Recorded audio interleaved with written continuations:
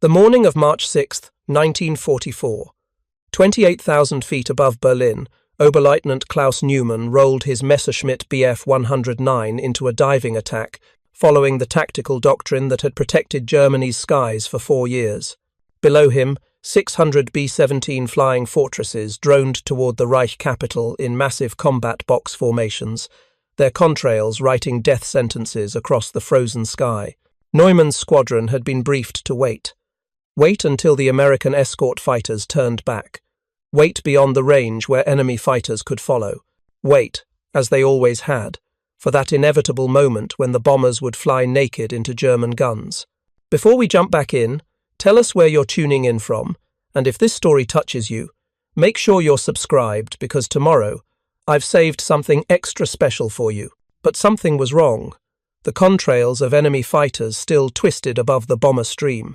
P-51 Mustangs, hundreds of miles deeper into Germany than any single-engine fighter should be able to fly. The Americans weren't turning back, and in that moment, as Neumann's fighter dove through 20,000 feet toward an enemy that wouldn't be alone, the Luftwaffe's entire defensive strategy began to collapse. Not from a single battle, not from a technological breakthrough, but from a series of tactical decisions made in Berlin's marble conference rooms by men who refused to believe what their own pilots were trying to tell them. The mistake that would cost Germany air superiority over Berlin had already been made. Neumann just didn't know it yet. 4 months earlier, October 14th, 1943, the German High Command had celebrated what they believed was a decisive victory. 60 American bombers shot down in a single mission to Schweinfurt, 20% of the attacking force destroyed. The daylight bombing campaign, it seemed, was failing exactly as Luftwaffe intelligence had predicted. The Americans could build all the bombers they wanted. Without fighter escorts capable of reaching targets deep inside Germany, those bombers would be slaughtered by the dozens. Reichsmarschall Hermann Göring, commander of the Luftwaffe, received the reports with satisfaction. His defensive strategy was working. German fighters positioned beyond the range of American escorts, Messerschmitt 109s and Focke-Wulf 190s, waiting in force at precisely calculated distances from England. The mathematics were simple, brutal, and in Germany's favour, American P-47 Thunderbolts could escort bombers roughly 230 miles with internal fuel, extended to about 375 miles with drop tanks. The P-38 Lightning reached farther, perhaps 450 miles, but suffered catastrophic engine failures at high altitude in European winter conditions. Beyond those ranges, the bombers flew alone, and beyond those ranges, German fighters killed them.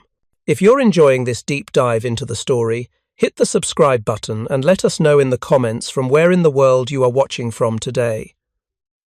The defensive doctrine seemed vindicated by hard numbers. In the 3 months following Schweinfurt, German fighter units claimed hundreds of American bombers destroyed. Luftwaffe intelligence officers calculated that at current loss rates, the Americans would be forced to abandon daylight operations entirely within months.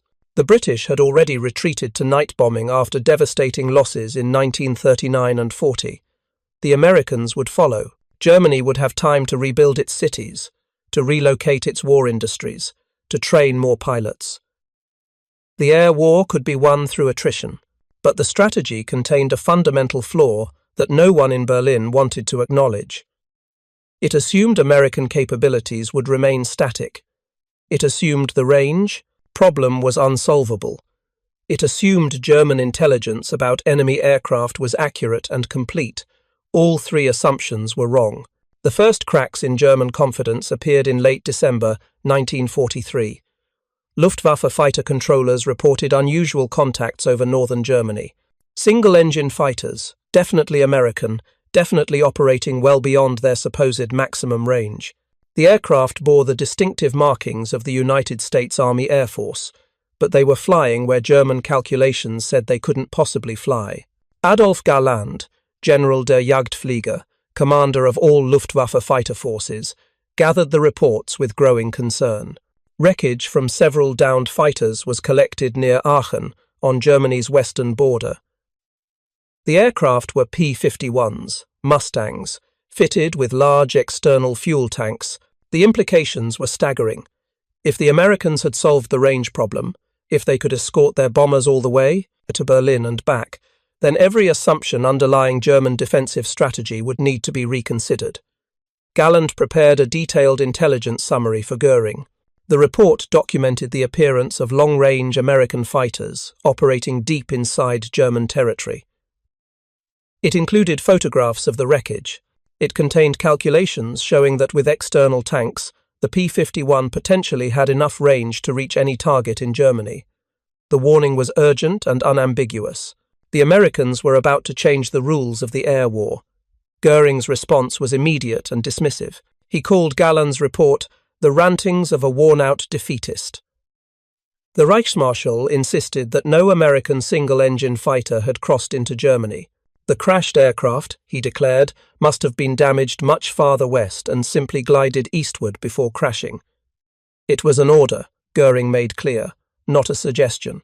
No one was to suggest that American fighters could reach German airspace. Galland later recalled the moment with bitter clarity. The explanation was absurd. If a pilot was shot down over France or the Low Countries, he would glide toward friendly territory if he had any control at all, not deeper into enemy airspace. But Göring wasn't interested in logical analysis. He was interested in maintaining the narrative that German air defences remained impregnable. The psychological investment in that narrative ran deep. For 3 years, the Luftwaffe had dominated European skies. German fighter pilots were considered among the best in the world. The Messerschmitt 109 and Focke-Wulf 190 could match or exceed any Allied fighter in performance. German anti-aircraft defences bristled around every major city and industrial centre. The notion that American bombers could simply fly to Berlin in broad daylight, protected by escorts the entire way, contradicted everything the Luftwaffe had built its strategy upon. So, Göring chose to deny reality rather than face the implications. The denial would prove catastrophic. On March 3, 1944, the United States 8th Air Force launched its first large-scale daylight attack on Berlin. Over 600 bombers took off from English airfields, escorted by more than 650 fighters, including P-51s, capable of flying the entire mission. Weather forced most of the bombers to abort, but the message was unmistakable. The Americans were coming to Berlin. German fighter controllers tracked the formations with growing alarm. The American escorts weren't turning back at the usual points. They were staying with the bombers, flying deeper into Germany than intelligence had said was possible. When Luftwaffe interceptors rose to attack, they found P-51s waiting at altitude, positioned between the bombers and any attacking force. The March 3 mission didn't reach its targets, but it shattered German assumptions. 3 days later, the Americans returned. March 6, 1944. Nearly 800 bombers attacking Berlin, escorted all the way by P-51 Mustangs. The battle that followed became known as one of the largest aerial engagements ever fought over Europe. German fighters rose to meet the threat in unprecedented numbers.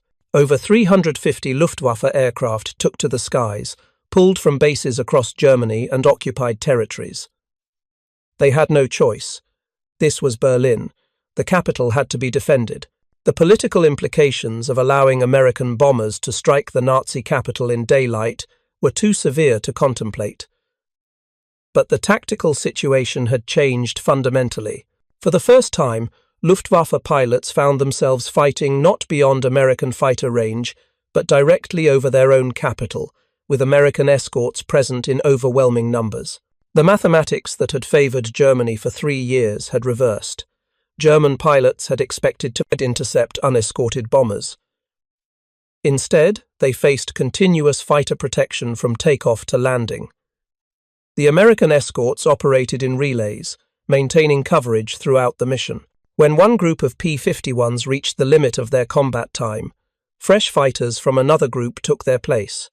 The bomber formations never flew unprotected.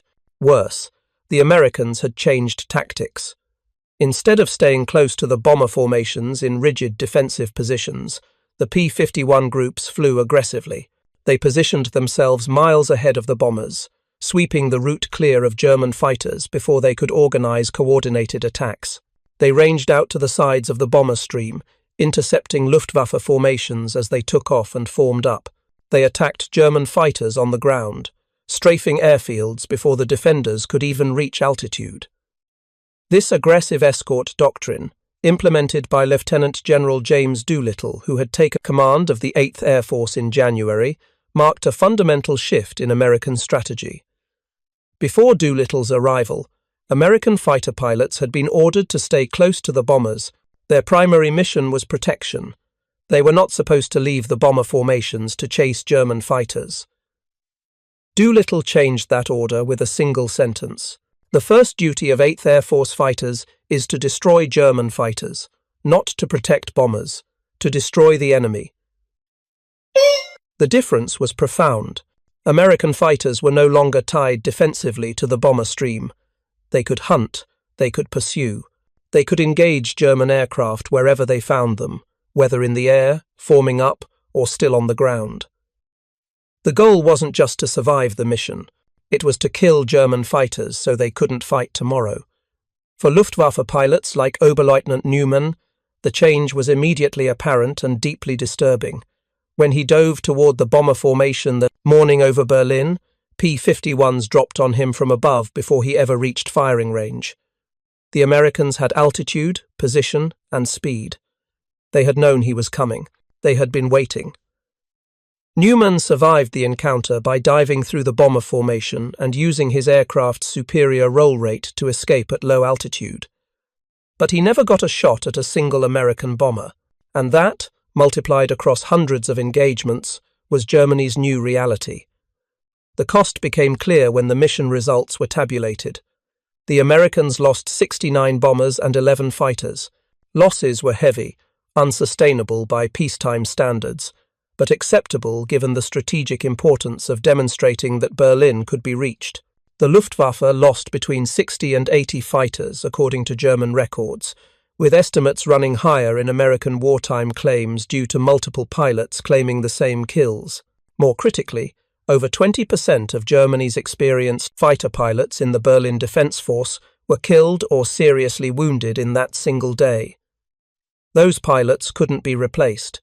German flight training programs had been cut repeatedly due to fuel shortages. New pilots were arriving at operational units with less than 30 hours in type, some with barely 50 hours total flight time.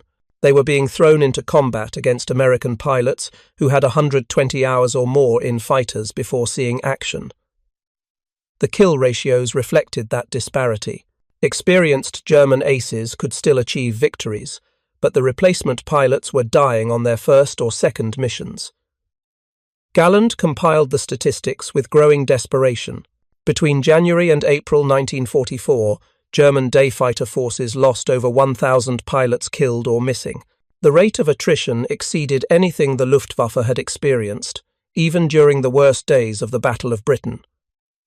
And unlike the British in 1940, Germany was simultaneously fighting on multiple fronts. The Eastern Front consumed aircraft and pilots in vast numbers. The Mediterranean theatre required dedicated fighter wings. The defence of Norway, France, and the Low Countries tied down additional resources. There weren't enough fighters or pilots to defend everywhere at once. The Americans and British knew this. That's why they bombed Berlin. Not primarily for the physical damage, though that was significant, but because attacking the capital forced the Luftwaffe to respond with everything it had. Every fighter sent to defend Berlin was a fighter that couldn't defend the oil refineries at Ploesti, couldn't intercept bombers attacking aircraft factories in southern Germany, couldn't support ground forces in Italy or France. Berlin was bait. The Americans were deliberately forcing the Luftwaffe into battles of attrition they couldn't afford to fight. General Karl Spaatz, commander of United States Strategic Air Forces in Europe, had articulated the strategy explicitly. Use bombers to attack targets the Germans had to defend, force their fighters into the air, then destroy those fighters with American escorts. The goal wasn't primarily to destroy German industry, though that mattered. The goal was to destroy the Luftwaffe itself through attrition. It was working. On March 8th, the Americans returned to Berlin again. This time, Luftwaffe losses reached their peak. German pilots, ordered to attack the bombers at all costs, pressed their attacks with desperate courage. Focke-Wulf 190s, heavily armoured and armed with additional cannons, tried to smash through the American fighter screens to reach the bombers. Some succeeded. American bomber losses that day confirmed the continued lethality of German defences. But the Focke-Wulf pilots paid a terrible price. The heavily modified fighters, weighed down with armour plate and extra weapons, couldn't manoeuvre effectively against P-51s. They needed covering fighters to protect them from the escorts while they attacked the bombers. That meant German fighters had to fight other German fighters' battles, spreading the defensive force even thinner. Preparing and narrating this story took us a lot of time, so if you are enjoying it, subscribe to our channel. It means a lot to us. Now, back to the story. The tactical complexity overwhelmed Luftwaffe command and control. Fighter controllers on the ground tried to coordinate hundreds of aircraft, directing them toward the bomber formations, calling out positions of American escorts, vectoring reinforcements to threatened areas. But the American escorts disrupted communications by attacking fighter control centers. They shot up radio transmission towers. They strafed Luftwaffe headquarters buildings. The elaborate ground control system that Germany had built to defend the Reich was being systematically destroyed. By mid-March 1944, German fighter commanders faced an impossible situation. They couldn't ignore Berlin.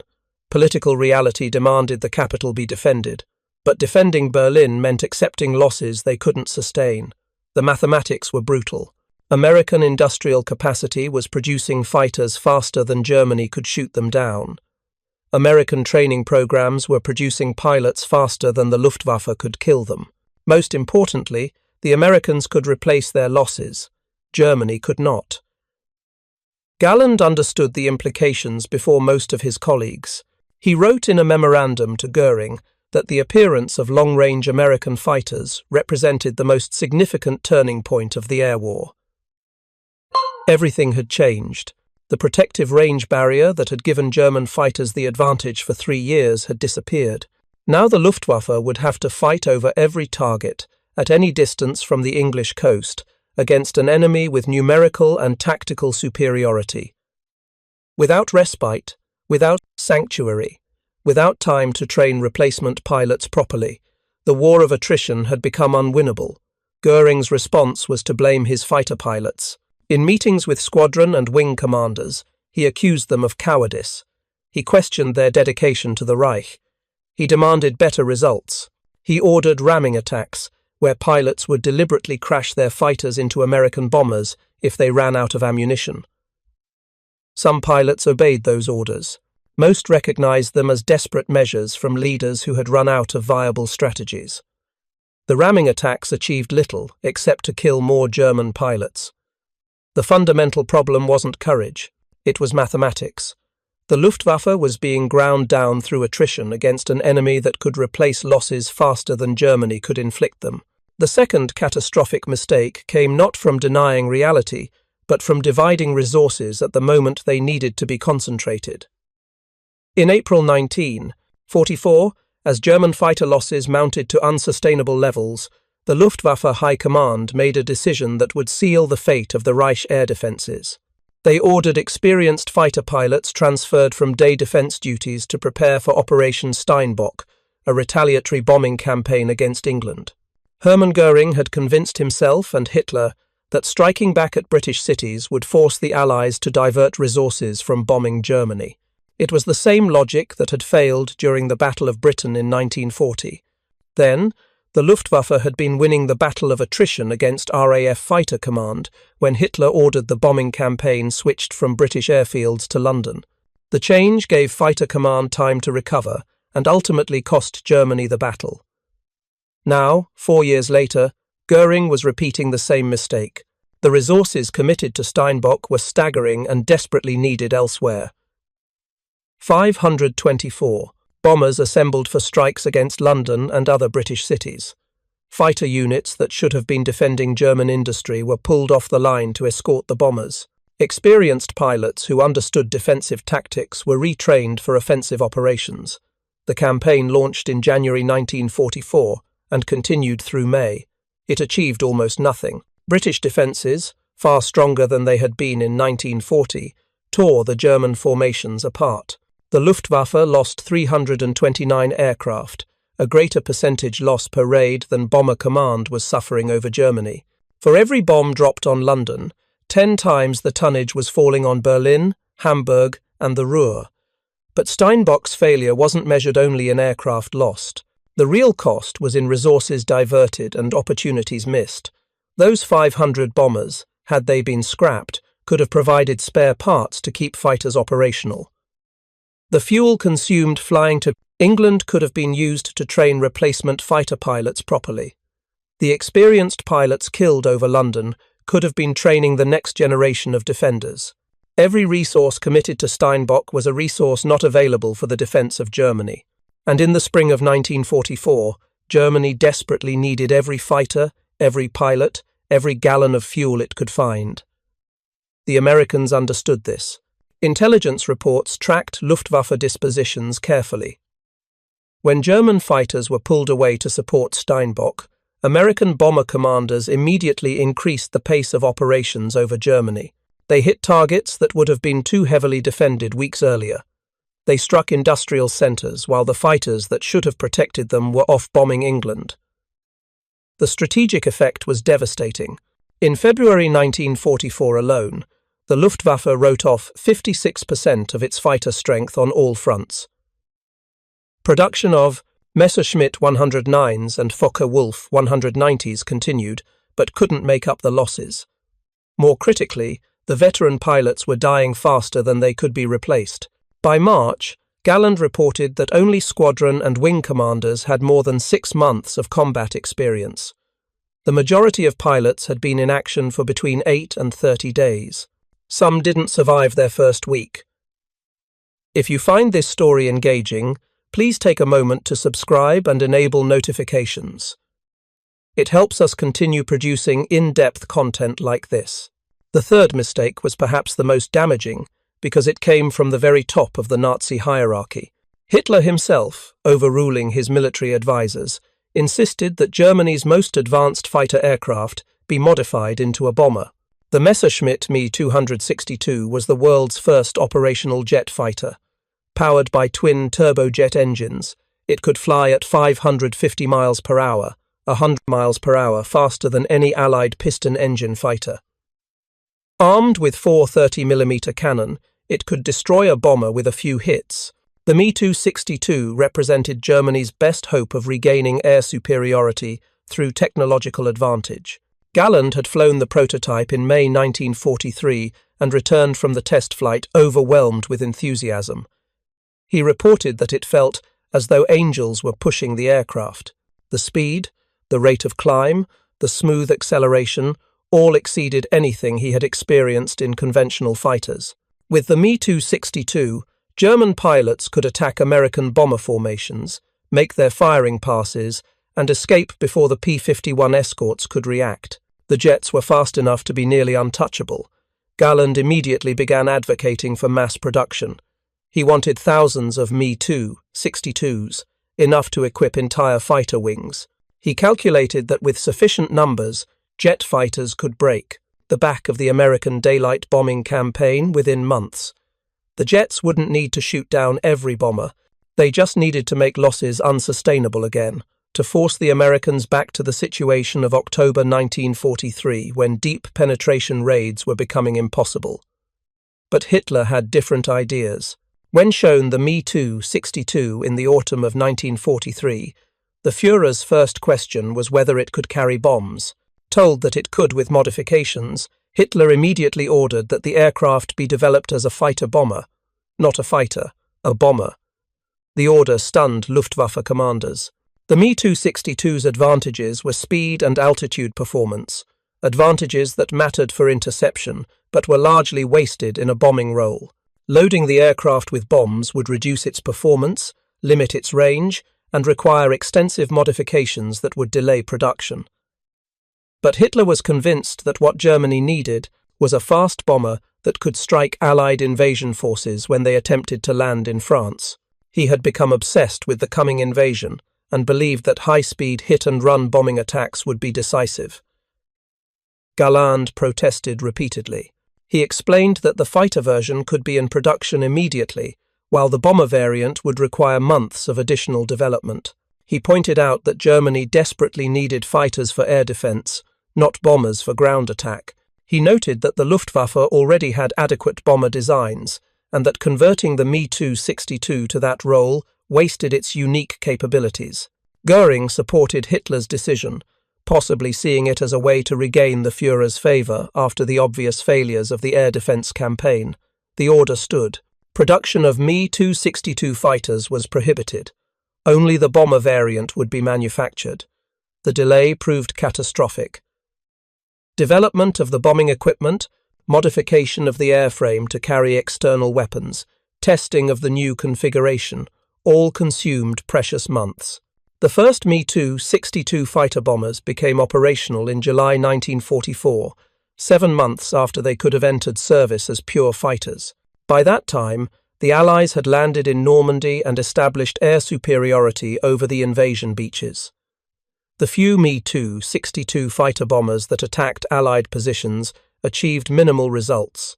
They were too few, operating with too little fuel, against an enemy that had complete control of the air. Their high speed made them difficult to intercept, but speed alone couldn't win battles when outnumbered 100 to 1. It wasn't until September 1944 that Hitler finally rescinded his order and allowed fighter variants of the Me-262 to enter production. Galland immediately formed special units equipped with jets. He recruited Germany's most experienced pilots, aces who understood how to exploit the jet's advantages. The results were promising. In the right hands, the Me-262 was deadly. Allied bomber crews reported that the jets attacked with such speed that defensive fire was almost useless. By the time gunners tracked a jet through their sights, it had already made its pass and was accelerating away. But it was too late. The 7-month delay meant that hundreds of jets that should have been defending Germany in the spring of 1944 were never built. The production capacity that should have been manufacturing fighters had been diverted to the bomber variant. Most critically, the period when jets might have made a strategic difference, when American bomber losses were still considered acceptable but were climbing toward unsustainable levels, had passed. By the autumn of 1944, the Americans had achieved such overwhelming numerical superiority that even revolutionary technology couldn't shift the balance. The Luftwaffe might destroy 10, 20, even 30 bombers in a single mission. The Americans would return the next day with the losses replaced and continue the campaign. The fourth mistake was tactical and revealed how badly the Luftwaffe had misunderstood American capabilities. German defensive doctrine assumed that heavy bombers, being large and relatively slow, would be easy targets once fighter escorts were neutralized. The defensive doctrine therefore focused on destroying or driving off the American fighters first, then attacking the bombers when they were vulnerable. It seemed logical. It had worked against earlier Allied bombing campaigns, but it failed to account for how effectively American crews and tactics had evolved. The B-17 Flying Fortress and B-24 Liberator had been designed with heavy defensive armament. Multiple 50-caliber machine guns covered every approach angle. When flying in tight formation, the bombers created overlapping fields of fire that made attacks extremely dangerous. German pilots discovered that head-on attacks, while effective, exposed them to concentrated fire from dozens of guns simultaneously. A single B-17 might not be able to defend itself effectively, but a combat box of 36 bombers could put hundreds of machine guns on target against any attacking fighter. American formations developed specific defensive tactics that maximized this firepower. The combat box staggered bombers vertically, creating layers of defensive fire. Every aircraft was positioned to cover the blind spots of its neighbors. The formation flew tight enough that German fighters couldn't slip between bombers without exposing themselves to multiple guns, but loose enough that aircraft could maneuver slightly to avoid collisions. Breaking through such a formation to make an effective attack required either exceptional skill or desperate courage. Many German pilots possessed both, but possessing them didn't guarantee survival. The statistics were grim.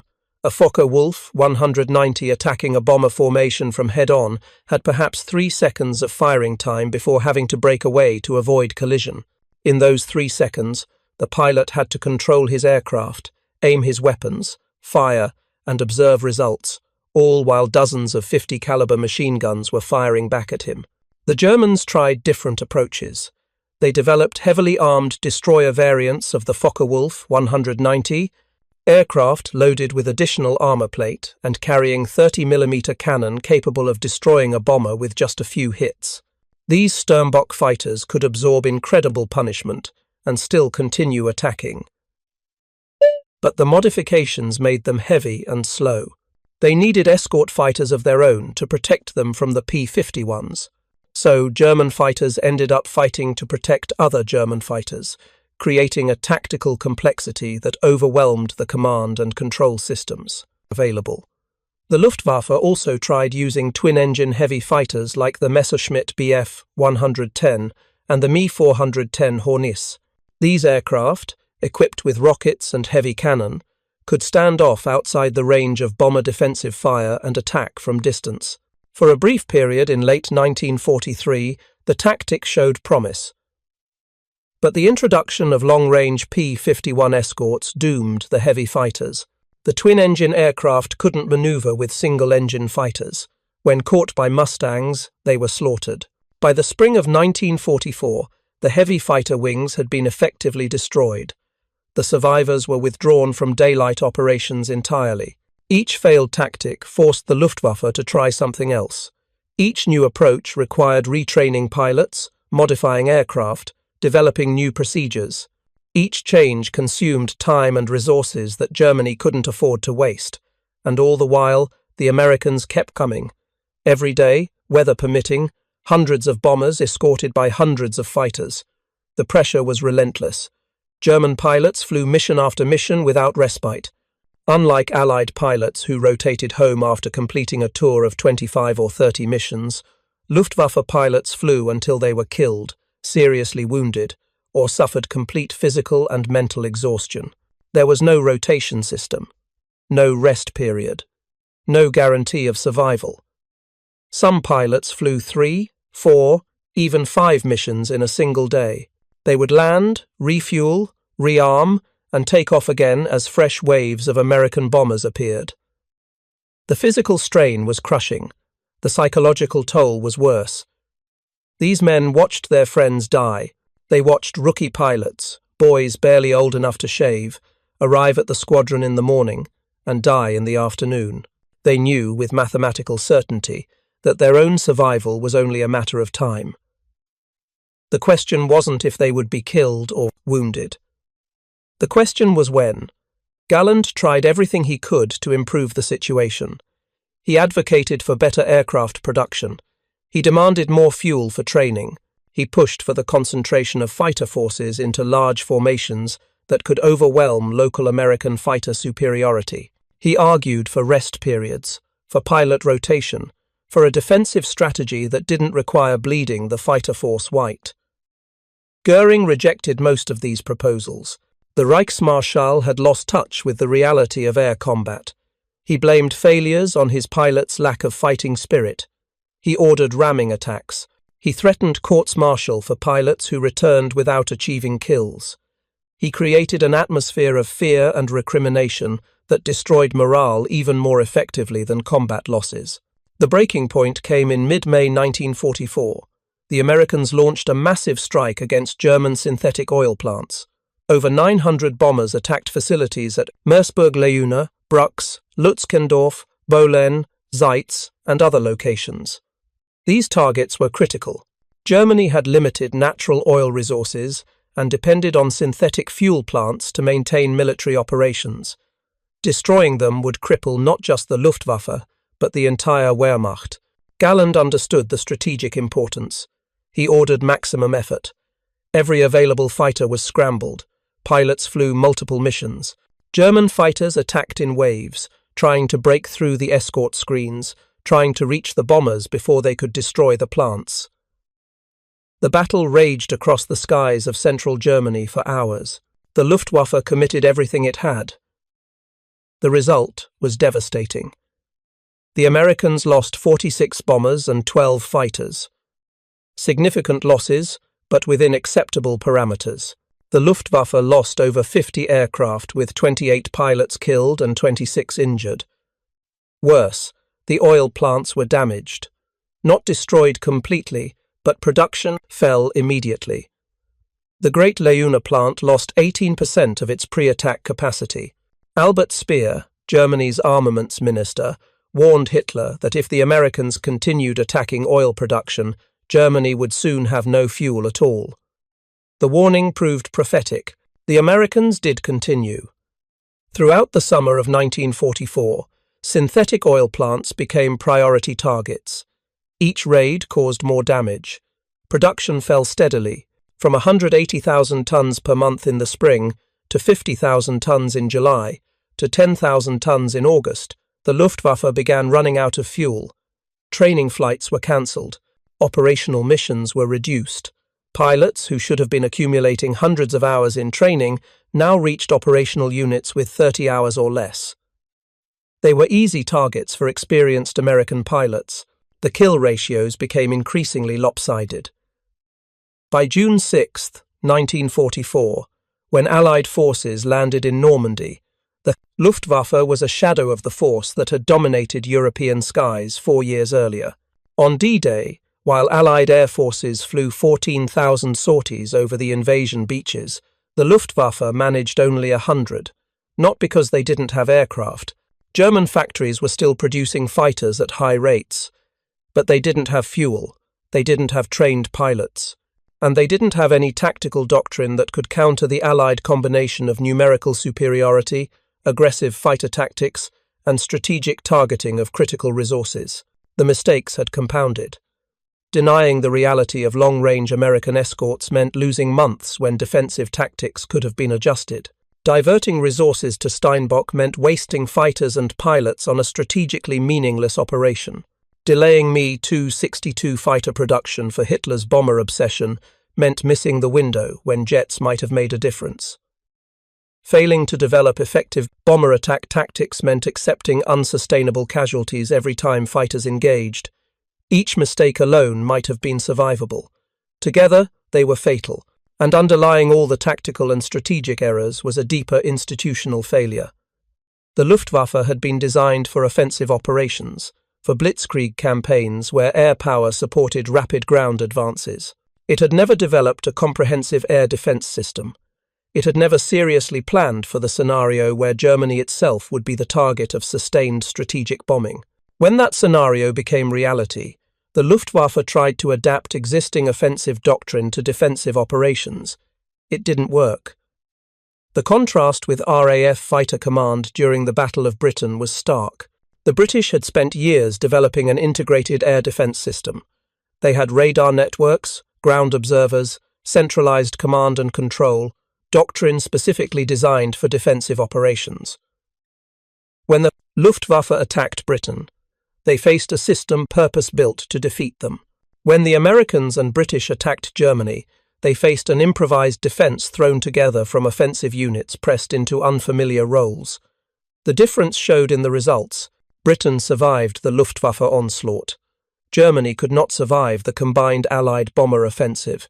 The final collapse came not from a single dramatic moment, but from the accumulated weight of decisions that could no longer be reversed. By the summer of 1944, the Luftwaffe was sustaining an average loss rate of 300 aircraft per week.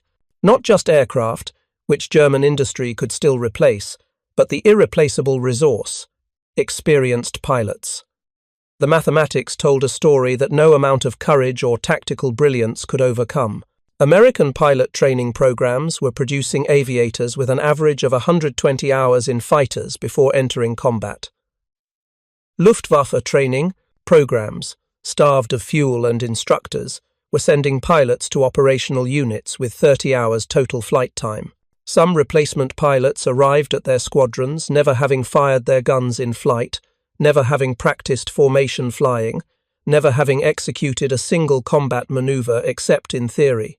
These rookies were thrown directly into battle against American pilots who had months of combat experience, who flew superior aircraft, who operated with overwhelming numerical advantage. The results were predictable and tragic.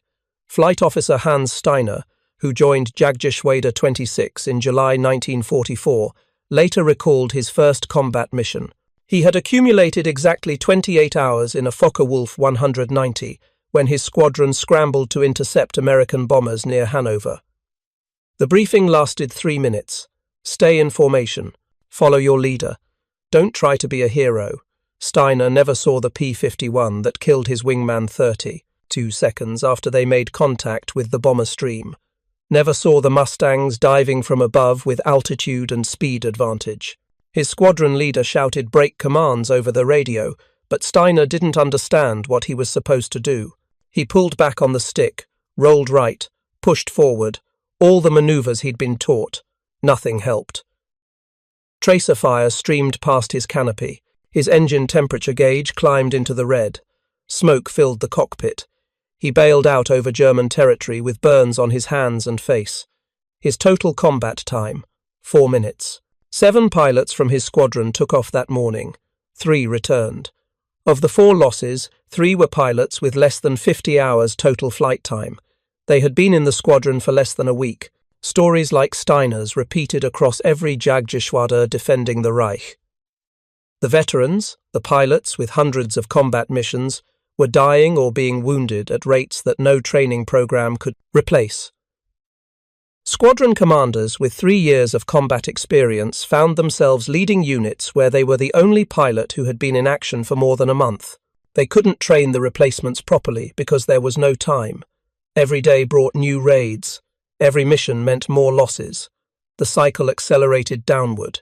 Galland compiled statistics that painted a portrait of institutional collapse. In the first 4 months of 1944, German day fighter forces lost over 1,000 pilots killed or captured. Another 500 were wounded seriously enough to be removed from combat status. The replacement pool provided 800 new pilots, most with inadequate training. The net loss was 700 experienced aviators. Those 700 represented years of accumulated combat knowledge.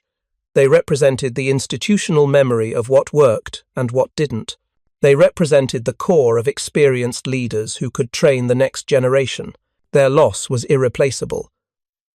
Goering's response to the crisis revealed how completely he had lost touch with reality. In meetings with his fighter commanders throughout the summer and autumn of 1944, he blamed everyone except himself and the high command. He accused pilots of cowardice. He questioned whether they were really Germans or had been replaced by defeatists. He demanded victory through sheer willpower. When Galland presented statistical evidence of the collapse, Goering dismissed it as fabricated. When wing commanders reported critical fuel shortages, Goering accused them of hoarding supplies. When squadron leaders requested rest periods for exhausted pilots, Goering ordered courts-martial for defeatism. The final confrontation came in November 1944. Galland had prepared a comprehensive plan called Der Großschlag, the big blow. The concept was desperate but logical. Germany would assemble every fighter it could find, 3,700, aircraft, and commit them in a single massive attack against American bomber formations. Everything on one throw of the dice. If successful, if they could shoot down several hundred bombers in a single day, the Americans might pause their campaign long enough for Germany to rebuild defences. If unsuccessful, at least the end would come quickly rather than through slow bleeding. Galland presented the plan to Goering. The Reichsmarschall listened, then exploded. He tore Galland's medals from his tunic and threw them on the table. "I'll put them back on when your damned fighter pilots start shooting planes down again," Goering shouted. The big blow was rejected, not because it was a bad plan, though it was indeed desperate, but because Goering couldn't accept that the situation had deteriorated so badly that such measures were necessary. The psychology of denial that had characterized Luftwaffe leadership since late 1943 remained unchanged. Reality was unacceptable, therefore reality must be wrong. Up next, you've got 2 more standout stories right on your screen. If this one hit the mark, You won't want to pass these up. Just click and check them out.